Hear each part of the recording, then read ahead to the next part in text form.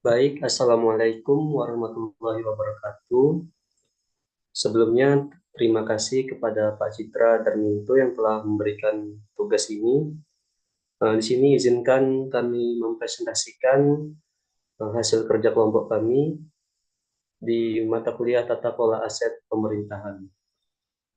Nah, di sini kami ingin mempresentasikan yaitu judul usulan kami yaitu peningkatan kapasitas kelembagaan dan masyarakat dalam upaya optimalisasi pengelolaan tanah kas desa sebagai strategi pengembangan ekonomi desa Mudung Darat, Kecamatan Marosepu, Kabupaten Muaro Jambi. Nah, di sini saya tidak sendirian, ada rekan-rekan saya yaitu Saudari Hasni Melidia Nandra, Nur Anggita Ramadhani, Sheila Putri Sinta, ada Saudara Akbar Rizky Utama, Trinanda Wijaya, dan Aditya Putra Shailendra. Dan saya sendiri sebagai moderator Tegar Masyarakat Akbar. Nah, di sini materi ini akan disampaikan oleh Nur Anggita. Padanya dipersilakan. Baiklah, terima kasih kepada moderator yaitu Tegar. Selanjutnya di sini saya akan menjelaskan sedikit tentang kondisi desa di Mundung Darat. Desa di Mundung Darat terletak di Kecamatan Marosebo, Kabupaten Muaro Jambi, Provinsi Jambi. Desa ini memiliki luas wilayah sebesar 1.117,5 hektar yang mencakup berbagai jenis penggunaan lahan seperti sawah, lahan kering, lahan basah, dan lahan perkebunan. Sektor ekonomi di Desa Mundung Darat sendiri didominasi oleh kegiatan pertanian, perkebunan, dan peternakan. Sedangkan dari aspek demografi, Desa Mundung Darat memiliki populasi sebesar 1.839 jiwa yang terdiri dari 879 laki-laki dan 960 perempuan. Tingkat pendidikan di desa ini menunjukkan variasi dengan sebagian besar penduduk menamatkan pendidikan hingga tingkat SMA. Untuk struktur pemerintahan di Desa Mundung Darat memiliki perangkat lengkap dengan kepala desa, sekretaris desa, dan sejumlah kepala urusan yang aktif menjalankan administrasi dan layanan publik. Untuk pemerintahan di desa juga didukung oleh Badan Permusyawaratan Desa atau BPD yang beranggotakan 5 orang, serta beberapa lembaga kemasyarakatan seperti PKK, Karang Taruna, lembaga adat, dan organisasi keagamaan. Di bidang sosial dan budaya, masyarakat Desa Mundung Darat dikenal menjunjung tinggi nilai adat dan budaya setempat. Hal ini tercermin di keberadaan lembaga adat yang berfungsi dalam melestarikan tradisi dan norma lokal. Kegiatan sosial lain seperti musyawarah adat dan upacara adat dalam pernikahan serta ritual pertanian juga masih sangat kental. Secara keseluruhan, Desa Mundung Darat memiliki potensi yang besar dalam sektor pertanian, perkebunan yang dapat mendukung perekonomian desa. Namun, untuk meningkatkan kualitas hidup dan mencapai pembangunan yang berkelanjutan, desa ini sangat perlu melakukan pengembangan infrastruktur transportasi, fasilitas publik, dan kelembagaan ekonomi yang lebih kuat. Sekian gambaran kondisi Desa Mundung Darat yang dapat saya sampaikan. Selanjutnya, saya akan memaparkan terkait rincian aset desa yang ada di Desa Mundung Darat. Di Desa Mundung Darat sendiri mempunyai tanah desa seperti tanah kas desa, terus tanah bengkok, lahan terlantar, lahan rawa, dan lahan gambut. Untuk bangunan dan gedung milik desa, Desa Mundung Darat mempunyai balai desa 1 buah, kantor desa 1 buah, ruang kerja 4 ruangan, serta gedung PKK 1 buah. Untuk infrastruktur desa di Mundung Darat sendiri memiliki jalan raya yang ruas panjangnya 4 hektar, serta masjid 1 buah, musola atau langgar berkisaran 3 buah, lapangan sepak bola 3 buah, lapangan bulu tangkis 3 buah, gedung tempat bermain anak 1 buah, taman bacaan 1 buah, balai pengobatan atau politeknik 1 buah, serta saluran dairenisasi 1 buah, serta lumbung desa 1 buah. Selanjutnya di Desa Mundung Darat juga mempunyai aset bergerak seperti peralatan kantor 1 meja. Yang satu itu ada meja berkisaran 2 buah, kursi 80 buah, lemari arsip 2 buah, komputer 4 buah. Untuk peralatan pertaniannya mempunyai mesin penggiling padi yaitu berjumlah 3 unit, traktor 1 unit, dan diesel 5 buah.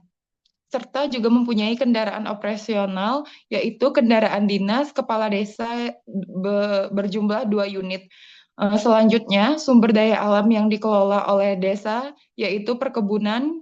Yang pertama ada kelapa sawit sebesar 50 hektar, yang kebun karet yaitu 150 hektar. Untuk di pertaniannya ada cabai 2 hektar, padi 150 hektar, serta sumber air bersih yaitu dari sumur gali. Mungkin sekian yang terkait kondisi dan aset desa yang dapat saya sampaikan. Selanjutnya saya kembalikan kepada moderator dan terima kasih. Baik, terima kasih kepada Saudari Anggi. Baik, untuk pemaparan materi berikutnya akan disampaikan oleh Saudari Hasbi. Kepadanya dipersilakan.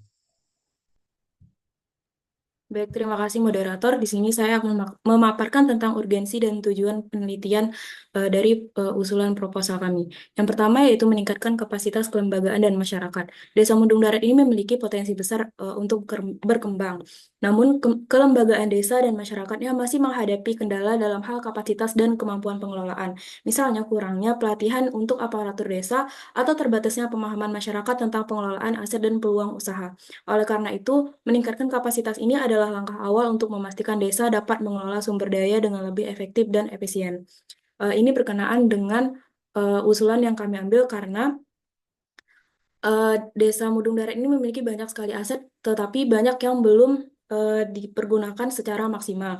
Salah satunya uh, uh, mengambil kasus dari pemerintahan desa sebelumnya, di mana aset mereka itu ada yang hilang karena sistem inventarisasi desa yang kurang memadai. Yang kemudian, yang kedua, urgensi penelitiannya adalah optimalisasi pengelolaan aset desa. Aset desa seperti tanah, fasilitas umum, dan sumber daya alam, seperti yang saya sampaikan tadi, seringkali belum dimanfaatkan secara optimal. Saat ini, aset-aset tersebut belum sepenuhnya terdokumentasi atau dikelola secara strategis untuk mendukung pembangunan. Dengan pengelolaan yang baik, aset desa dapat menjadi sumber pendapatan dan mendukung program-program prioritas yang berkelanjutan. Kemudian yang ketiga, urgensi penelitian kami adalah pengembangan ekonomi desa. Ekonomi desa dapat berkembang lebih pesat jika didukung oleh inisiatif yang memberdayakan masyarakat, seperti usaha mikro berbasis lokal dan pengelolaan hasil perkebunan kelapa sawit secara berkelanjutan. Dengan menciptakan peluang ekonomi yang inklusif, desa tidak hanya meningkatkan taraf hidup warganya, tetapi juga menciptakan ketahanan ekonomi yang panjang, dalam jangka panjang. Terima kasih, saya kembalikan kepada moderator.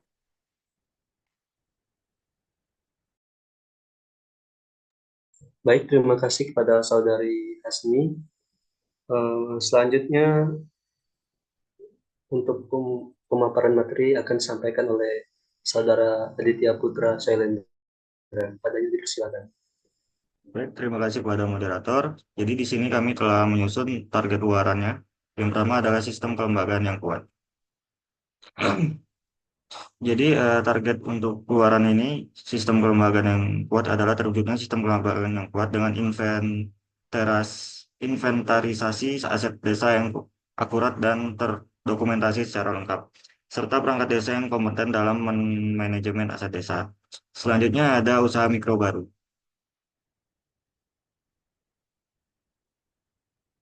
Jadi target kami adalah terbentuknya unit usaha mikro baru yang berbasis potensi lokal dan menghasilkan produk bernilai tambah sebagai sumber pendapatan alternatif bagi masyarakat desa.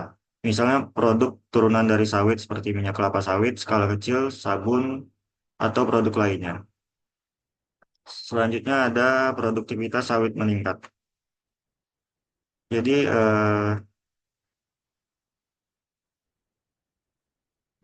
target dari luaran kami ini adalah masyarakat memiliki keterampilan yang memadai dalam pemeliharaan dan pengelolaan sawit, mencakup teknik budidaya, pemupukan, pemeliharaan tanaman, dan pengendalian hama secara tepat. Dengan peningkatan keterampilan ini, hasil panen diharapkan lebih maksimal dan berpotensi mendongkrak pendapatan asli daerah desa. Selanjutnya, target keluaran yang selanjutnya adalah yang jangka pendek ada sistem inventarisasi aset, dan yang kedua yang peningkatan keterampilan sawit.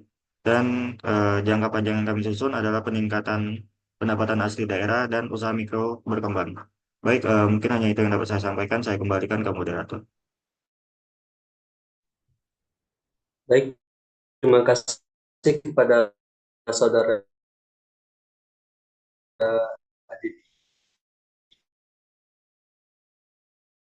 Aditya, sampaikan oleh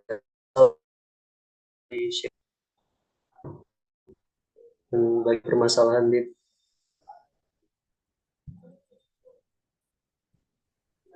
Baik, terima kasih moderator. Selanjutnya saya akan menjelaskan permasalahan utama yang ada di desa.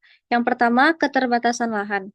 Jadi di Desa Munding Darat ini hanya memiliki aset lahan seluas 3,5 hektar yang dapat dikelola, yang baru mulai ditanami kelapa sawit sebagai cikal bakal sumber pendapatan asli daerah atau PAD.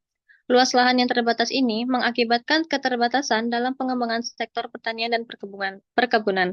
Lahan yang kecil dengan tanaman sawit membutuhkan waktu yang cukup lama hingga menghasilkan buah yang layak panen, sehingga potensi peningkatan PAD dari Desa Mundung Darat ini masih lambat. Yang kedua, ketergantungan pada satu komoditas yaitu kelapa sawit. Dengan mengandalkan kelapa sawit saja sebagai satu-satunya komoditas untuk meningkatkan PAD desa, desa ini menghadapi resiko ketergantungan ekonomi pada satu komoditas. Harga kelapa sawit sangat dipengaruhi oleh fluktuasi harga pasar global, perubahan kebijakan perdagangan, serta faktor lingkungan. Ketergantungan ini menjadikan pendapatan desa sangat tidak stabil dan sulit diprediksi, yang berdampak pada kesejahteraan masyarakat. Selanjutnya, sistem inventarisasi aset yang lemah. Di desa ini belum memiliki sistem inventarisasi aset yang terstruktur dan terintegrasi dengan baik. Aset desa seperti lahan, bangunan, dan fasilitas umum lainnya perlu didata secara rinci dan terdokumentasi dalam suatu sistem yang mudah diakses. Tanpa sistem yang jelas, pengelolaan aset menjadi sulit dilakukan secara transparan dan potensi pemanfaatnya seringkali tidak maksimal. Ketiadaan sistem ini juga menyulitkan evaluasi dan pemantauan aset secara berkala, sehingga informasi mengenai aset desa tidak selalu akurat. Selanjutnya, ada infrastruktur yang kurang memadai. Nah, keterbatasan infrastruktur seperti jalan yang tidak memadai menghambat akses distribusi hasil sawit ke pasar atau pabrik pengolahan, yang dapat mempengaruhi kelancaran proses produksi dan pemasaran. Selain itu, belum tersedia fasilitas penyimpanan dan peralatan pengolahan yang dapat menambah nilai pada hasil sawit. Terkait pengadaan fasilitas pendukung, Desa Mundung Darat ini juga membutuhkan anggaran lebih. Hal ini dapat menghambat upaya desa dalam mengoptimalkan potensi sawit sebagai sumber pendapatan. Dan yang terakhir, sumber daya manusia yang minim keterampilan. Masyarakat di Desa Mundung Darat saat ini masih memiliki keterbatasan pengetahuan dan keterampilan dalam pengelolaan tanaman sawit yang efektif. Tanpa keterampilan sawit yang memadai dalam pemeliharaan, pemupukan, dan strategi penjualan, hasil produksi sawit mungkin tidak maksimal. Keterbatasan ini berdampak pada tingkat produktivitas dan efektivitas pengelolaan lahan. Baiklah, terima kasih. Saya kembalikan ke moderator. Baik, terima kasih kepada saudari Sela. Selanjutnya, materi akan disampaikan oleh saya sendiri. Nah, di sini saya ingin memaparkan sedikit solusi strategis untuk permasalahan desa tadi. Yang pertama ada penguatan kelembagaan. Di sini ada 3 poin, yaitu yang pertama ada digitalisasi inventaris aset. Nah, yaitu adalah desa dapat mulai mendigitalisasi data inventaris aset yang mencakup semua aset milik desa, seperti lahan bangunan, peralatan, dan fasilitas umum. Terus yang bagian kedua ada pelatihan manajemen aset bagi perangkat desa. Nah, ini pemerintah desa perlu memberikan pelatihan bagi perangkat desa dalam manajemen aset dan inventarisasi, termasuk perawatan dan pemantauan aset desa. Terus yang bagian ketiga ada penyusunan SOP pengelolaan aset. Nah, di sini mengatur setiap tahapan pengelolaan aset, mulai dari pencatatan, evaluasi, hingga laporan berkala tentang kondisi aset. Terus yang kedua ada pelatihan teknis. Di sini ada mencakup 3 bagian, yaitu yang pertama ada teknik budidaya sawit. Nah, teknik budidaya sawit ini yaitu adalah pengenalan dasar mengenai teknik penanaman, jarak tanam yang optimal, dan pemilihan varietas yang unggul. Terus yang bagian kedua ada penggunaan pupuk yang efektif. Nah, di sini pengetahuan tentang jenis-jenis pupuk, dosis yang sesuai, serta metode aplikasi pupuk untuk menjaga kesuburan tanah. Terus bagian yang ketiga ada pengendalian hama dan panen optimal. Di sini menggunakan teknik-teknik panen yang tepat waktu dan cara penanganan buah sawit agar nilai jual tetap tinggi. Terus ada bagian yang ketiga ada peningkatan infrastruktur.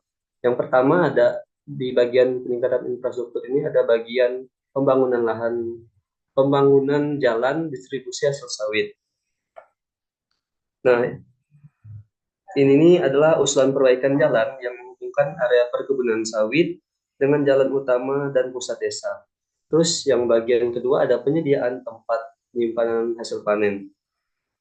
Nah, di sini desa perlu memiliki gudang atau tempat penyimpanan sementara yang dapat digunakan untuk menyimpan buah sawit sebelum dipasarkan. Lanjut. Nah, terus yang terakhir ada diversifikasi usaha mikro.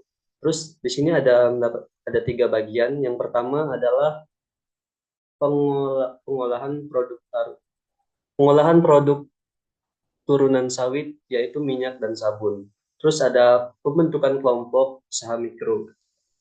Dan yang ketiga ada akses modal dan pelatihan kewirausahaan. Baik, sekian pemaparan materi dari saya lanjutkan kepada Saudari Mei. Kepadanya dipersilakan. Baik, terima kasih moderator.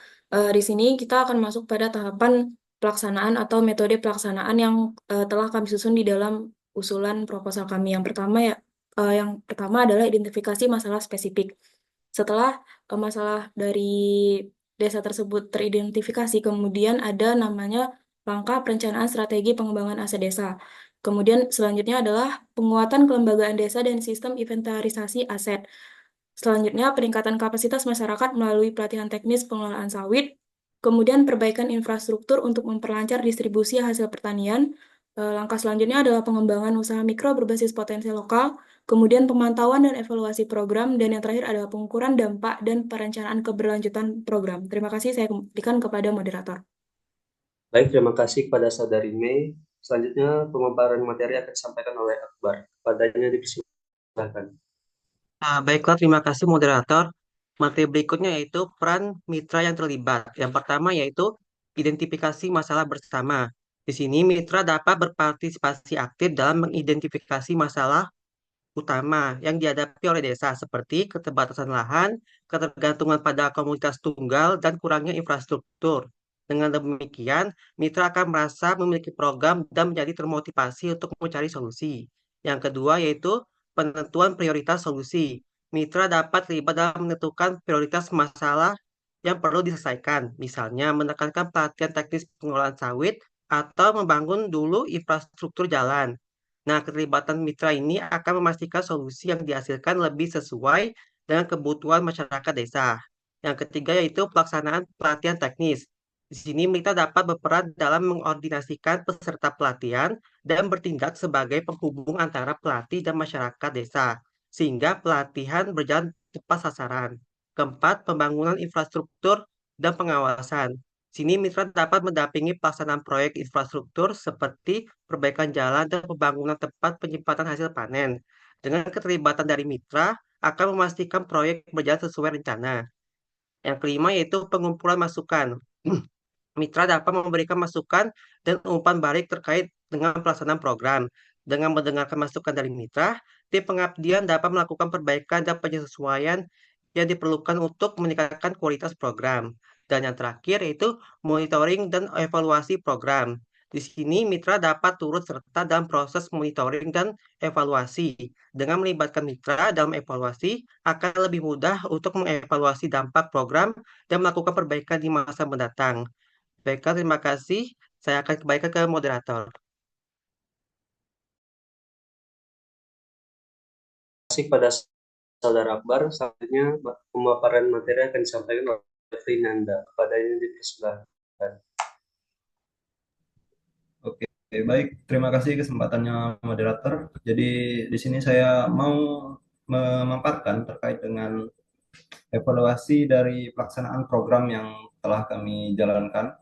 Jadi program yang dimaksud ini tadi sudah ada disebutkan di bagian solusi strategis dan juga target luaran yang ingin kami capai.